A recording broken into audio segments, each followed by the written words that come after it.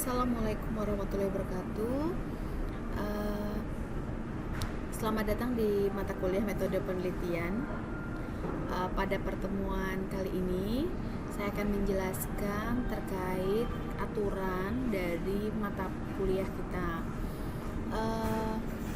Aturannya adalah yang pertama, ketika jadwal perkuliahan dimulai pada mata kuliah metode penelitian ini, Anda langsung membuka e-learning masing-masing.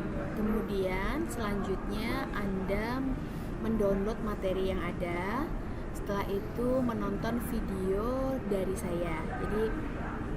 Jadi di pertemuan pertama misalkan di situ ada video apa, Anda tonton.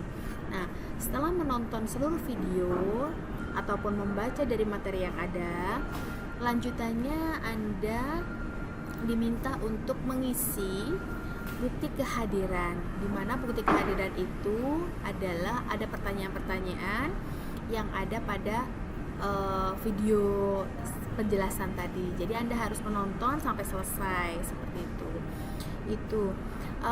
Kemudian pada mata kuliah ini yang perlu Anda siapkan adalah pada laptop Anda atau komputer Anda ada Microsoft Word, kemudian aplikasi Mendeley, kemudian aplikasi Smart PLS ataupun SPSS seperti itu yang harus disiapkan.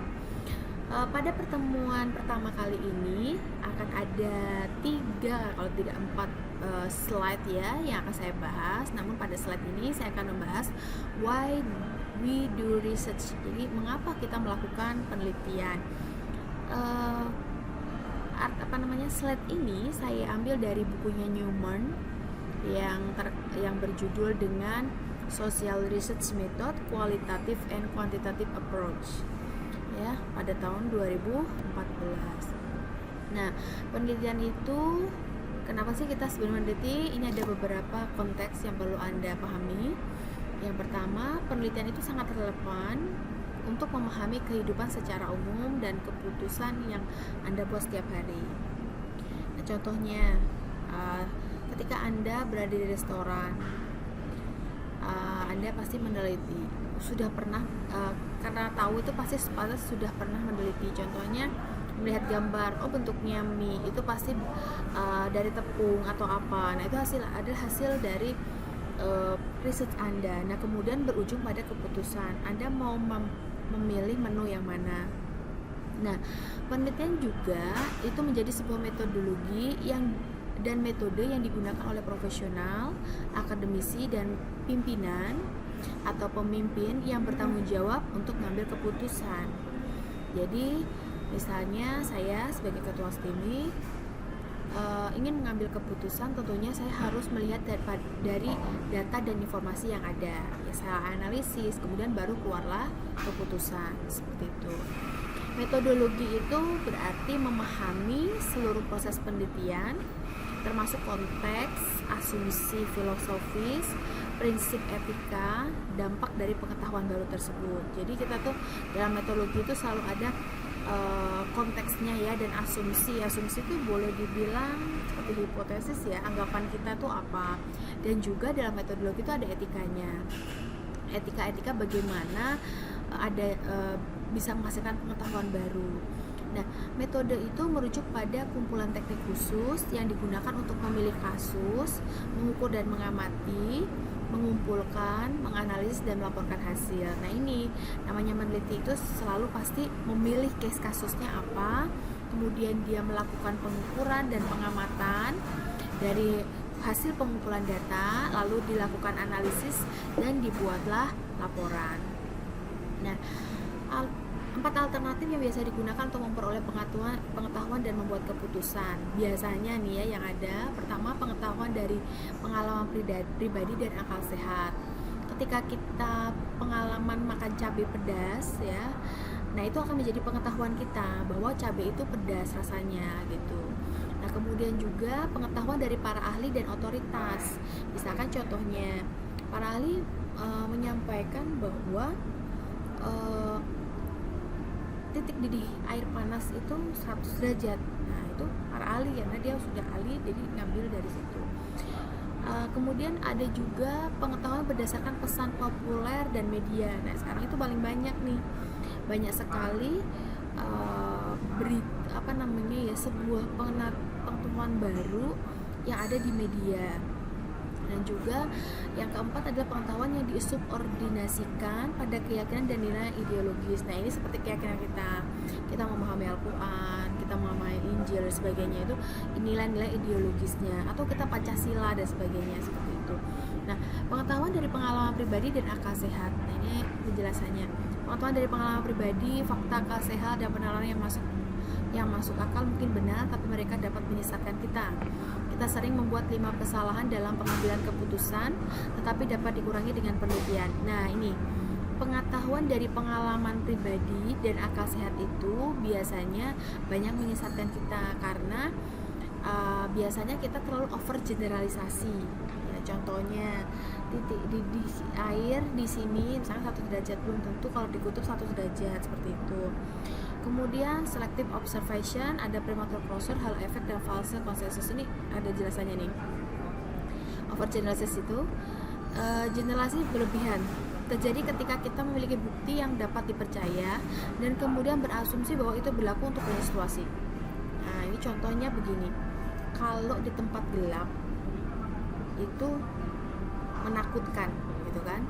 Nah ini menjadi sesuatu karena kita percaya gelap itu pasti menakutkan, sehingga menyamakan, jadi kita mengeneralisasikan sendiri, padahal sebenarnya tidak menakutkan juga, seperti itu. Pada konteks tertentu dia tidak menakutkan, seperti itu. Kemudian selective observation terjadi ketika kita memperhatikan orang atau peristiwa tertentu dan kemudian menyamaratakan. Nah paling sering kita fokus pada situasi tertentu, terutama ketika mereka cocok dengan yang sudah terbentuk sebelumnya, seperti itu. Nah ini yang tadi seperti saya contohkan titik-titik tadi. Kemudian premature closure. Premature closure terjadi ketika kita merasa memiliki jawaban dan tidak perlu lagi mendengarkan, mencari informasi atau mengajukan pertanyaan dan langsung mengambil keputusan. Nah ini biasanya kita terlalu dini mengambil keputusan, seperti itu. Kemudian halo effect.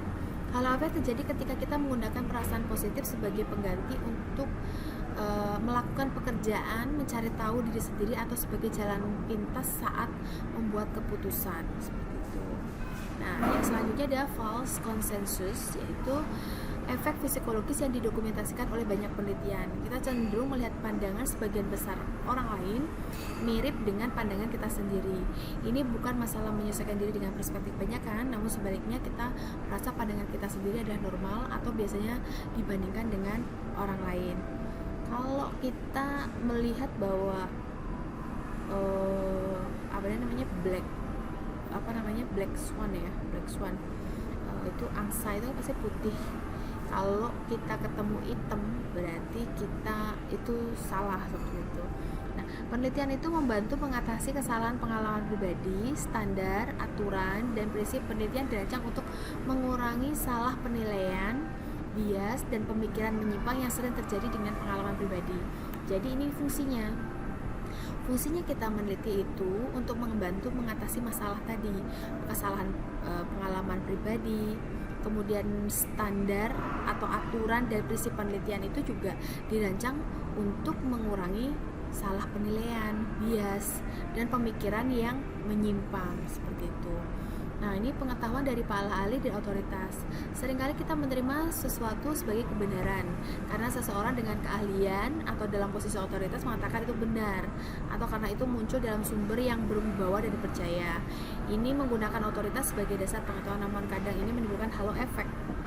Jadi ada yang seseorang, misalkan saya ke kiai itu bilang A gitu kan, langsung saya mengikuti. Nah inilah disebut dengan kesalahan pengetahuan dari Pak ahli otoritas, karena kita tetap dalam research itu tidak langsung menerima, harus mengumpulkan data, menganalisis, seperti itu berdasarkan logika tadi, seperti itu. Nah kemudian adalah pengetahuan berdasarkan pesan populer dan media. Nah, selain mengandalkan akal sehat, pengalaman pribadi dan para ahli, kita dapat memperluas pengalaman kita dengan berbicara kepada orang lain dan mengambil apa yang kita bisa dari media. Ini adalah ide bagus, tapi kadang memiliki keterbatasan serius ya. Berbicara dengan orang lain mungkin bermanfaat, tetapi penelitian itu telah banyak menemukan kebanyakan orang lemah dalam literasi ilmiah, pengetahuan, dan pemikiran logis yang jelas. Selain itu, media sering mengemas opini massa tanpa evaluasi serius. Nah, inilah munculnya hoax dan sebagainya. Ini menjadi salah satu kita tuh harus meneliti, melakukan research. Kemudian yang keempat adalah pengetahuan yang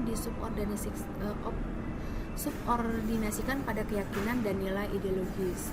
Terlepas dari kekuatan dan ketersediaan penelitian, beberapa pembuat keputusan secara sadar menolak dan sebaliknya mempromosikan dan mempertahankan tindakan berdasarkan keyakinan, agama, atau ideologis mereka. Nah, ini sebenarnya salah seperti itu. Nah, ini apa yang terlihat dalam penelitian. Ini ada atau pendekatan ilmiah. Penelitian itu adalah pusat komunitas bebas realitas.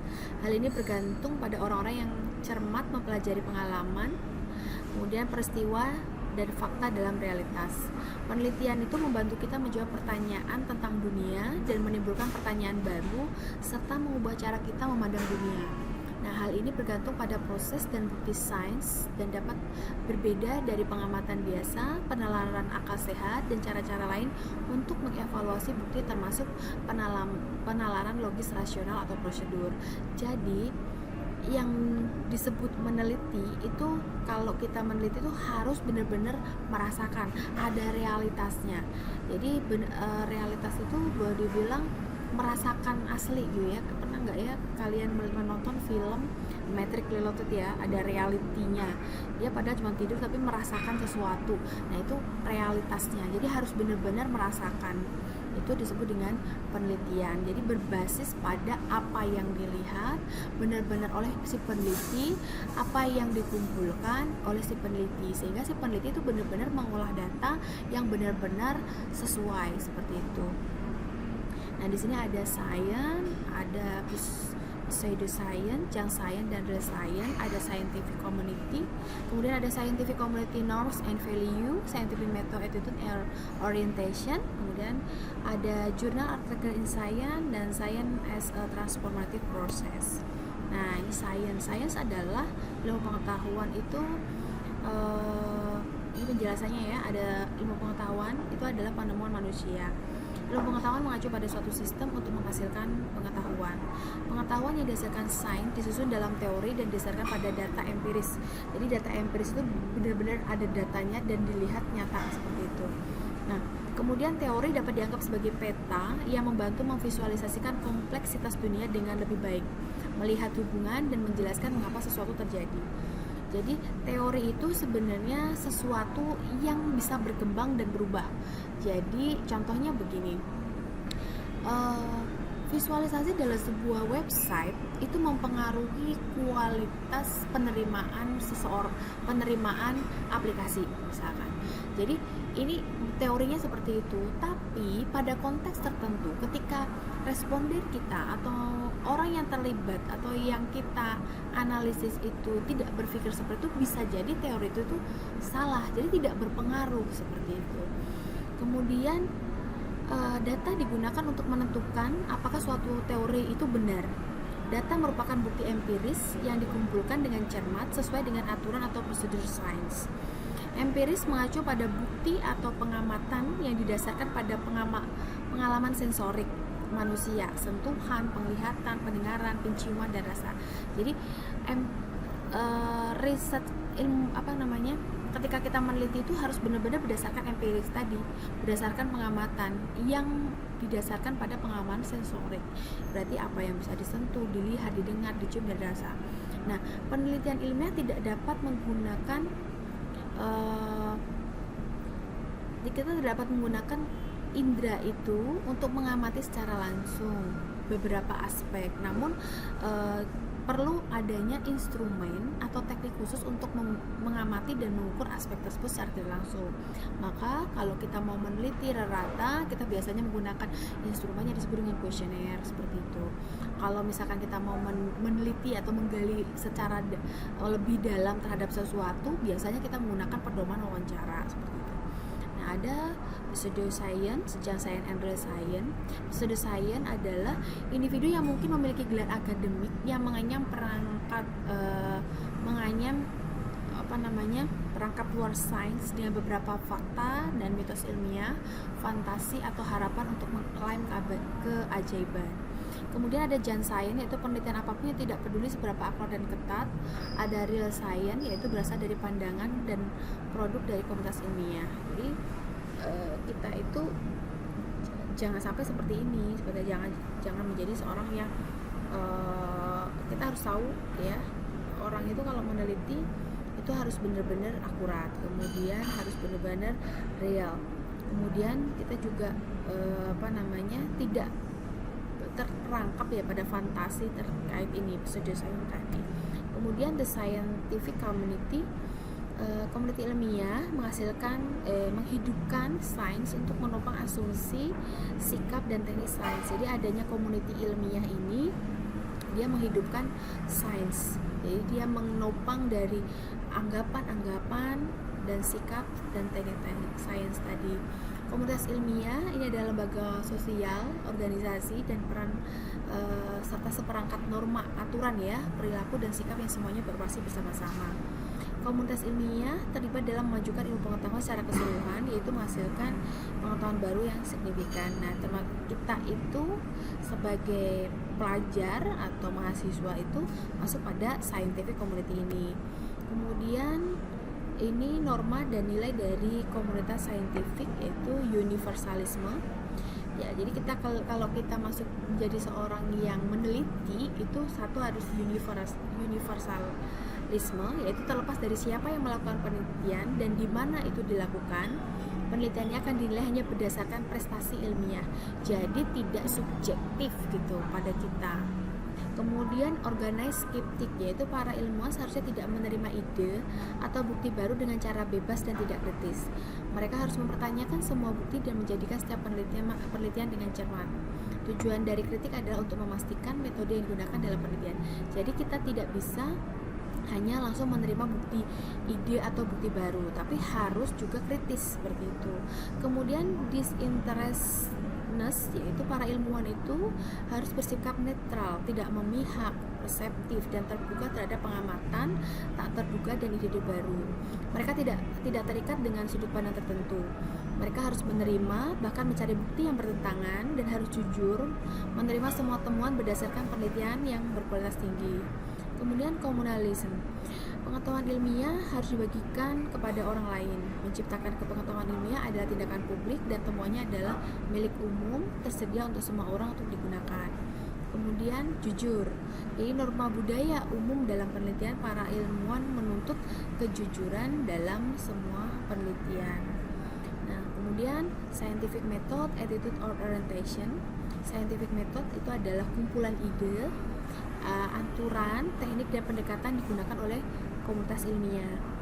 Yang kedua, scientific attitude adalah cara orang memandangnya. Kemudian scientific orientation itu secara simultan, cenderung tepat, logis, mengadopsi pandangan jangka panjang, fleksibel dan terbuka, dan bersedia untuk berbagi informasi secara luas. Nah, ini yang harus kita adopsi. Ini adalah attitude, metode dan orientasi kita sebagai seorang peneliti.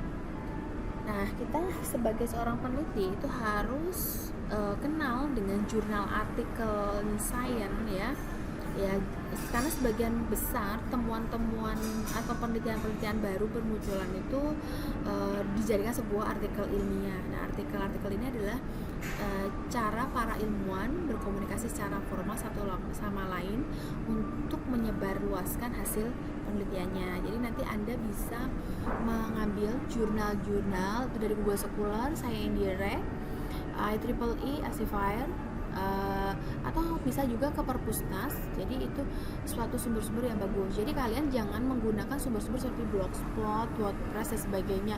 Itu sumber-sumber yang dimana tidak direview ya. Jadi buku pun menurut saya nilainya tidak sebagus jurnal, karena kalau jurnal itu adalah sudah direview. Jadi bukan satu persepsi saja, bisa sudah dinilai oleh pakar reviewernya dalam jurnal tersebut. Jadi kita harus menggunakan sumber untuk meneliti atau sumber belajar itu dari jurnal-jurnal seperti itu.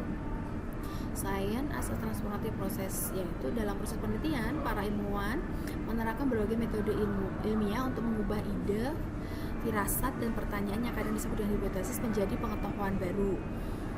Dengan demikian pada dasarnya penelitian ilmiah itu mengubah ide, teori, dugaan, atau pertanyaan kita menjadi produk jadi dengan nilai nyata, yaitu pengetahuan baru. Seperti itu. Nah, ini jenis penelitian.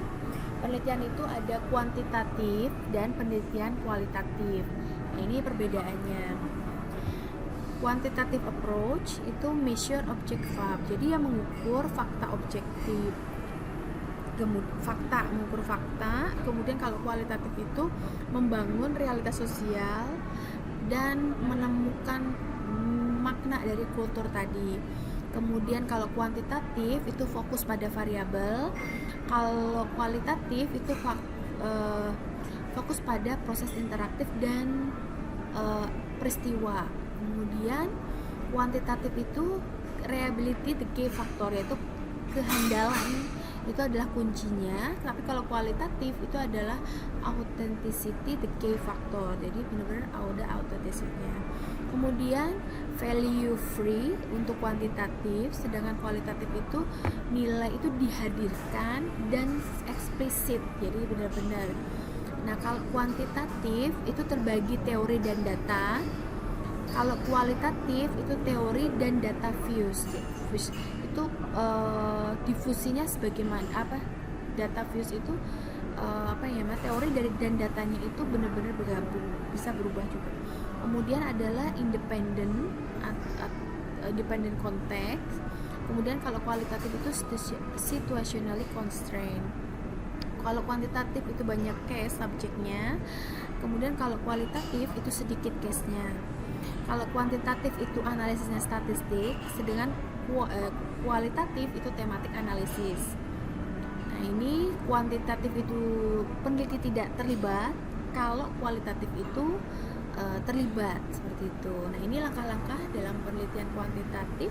Pertama, kita memilih topik, kemudian fokus research question-nya, kemudian mendesain, lalu mengumpulkan data, menganalisis data, kemudian menginterpretasikan data, dan inform to others, yaitu menginformasikan kepada yang lain. Nah, ini kualitatif, memilih topik terkait dengan bidang studi umum, isu atau perpisahan personal yang Anda tertarik itu topik apa. Kemudian fokus the question, yaitu topik terlalu luas dan benar-benar melakukan penelitian. Ini membuat langkah selanjutnya penting mempersempit topik untuk fokus pada pertanyaan penelitian yang spesifik yang dapat ditangani oleh peneliti. Jadi fokusnya pada pertanyaan penelitiannya itu apa, seperti itu. Kemudian ini desain dan pengumpulan datanya ya. Nah, kalau kualitatif beda, pengakuan sosial pribadi, kemudian dia mengadopsi perspektifnya, mendesain ya, ada penelitiannya, mengkolek data, menganalisis, interpretasi data, dan baru informasi. Ini bedanya karena dia tidak perlu topik ya sebenarnya kalau di dalam kualitatif itu. Jadi dia melihat isu lalu dia gali. Karena kualitatif itu lebih pada mencari tahu sesuatu itu secara mendalam gitu. Jadi nanti akan ada narasi-narasi yang mungkin kadang bebas seperti itu. Jadi akan memunculkan sebuah perspektif seperti itu, perspektif dari orang-orang yang tadi yang diwawancarai atau narasumbernya seperti itu. Nah, ini nanti bisa dipelajari, ada di slide itu tuh terkait alasan mengapa kita harus melakukan penelitian. Jadi alasan kita harus melakukan penelitian itu ya untuk adanya pengetahuan baru sebenarnya. Nah, dan juga supaya mengambil keputusan yang tepat sesuai dengan sesuai dengan yang ada gitu. Itu saja terkait materi why we do research. Selanjutnya nanti akan masuk pada slide yang kedua. Apabila ada pertanyaan, silahkan Anda komen di bawah videonya, nanti akan saya jawab. Cukup sekian untuk slide presentasi pertama, saya tutup. Wassalamualaikum warahmatullahi wabarakatuh.